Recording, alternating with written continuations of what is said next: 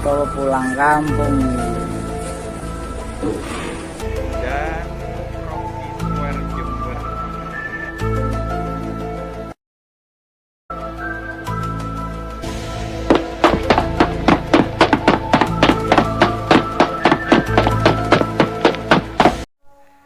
Teman-teman, 2 bulan lebih sudah kita lalui.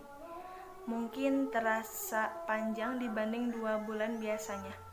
Bertahan dalam situasi pandemi itu sulit pasti. Dan ketika ada kerumunan di berbagai tempat yang kita saksikan akhir-akhir ini, memang bisa membuat kita patah hati. Patah hati ketika melihat seremoni penutupan McD Sari dan melihat antrian di Bandara Soekarno-Hatta. Imbas kebijakan pemerintah yang membuka kembali transportasi termasuk pesawat terbang. Atau kesal melihat yang lainnya. Di berita dan di media sosial, kerumunan orang tanpa protokol kesehatan ketat di berbagai tempat umum. Teman-teman, wajar jika perasaan-perasaan patah hati, marah, geram, wajar. Semua perasaan itu muncul, namun jangan sampai melunturkan komitmen kita dalam memerangi penyebaran COVID-19. Penting kita pahami bahwa kita sama-sama jaga jarak dengan tujuan yang sama, tapi mungkin motivasinya berbeda. Tujuannya pasti sama, memutus rantai penularan di Indonesia. Tapi motivasinya bisa lain-lain. Ada yang ingin segera mendapatkan pekerjaan baru demi menghidupi keluarganya. Ada yang ingin melepas rindu bertemu kekasih. Ada yang mungkin bisa nongkrong lagi dengan teman segeng. Kita perlu memahami perbedaan-perbedaan itu, namun motivasinya kita harus mulai menyatukan komitmen.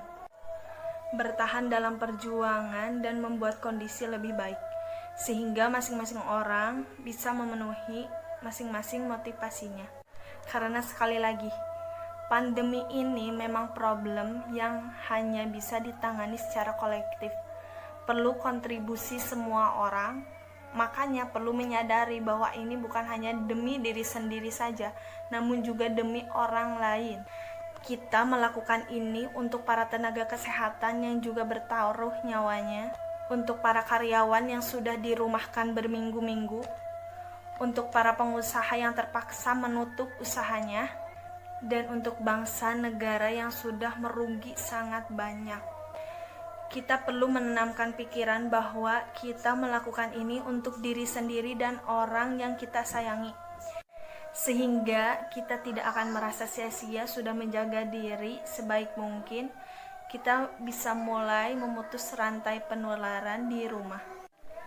Tidak ada yang sia-sia ketika kita masih bisa melihat keluarga kita atau orang-orang yang kita sayangi sehat dan terjaga.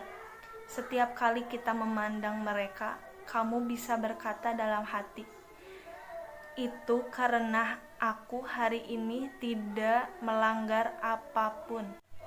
Kita sudah sejauh ini, kalah bukan pilihan, teman-teman.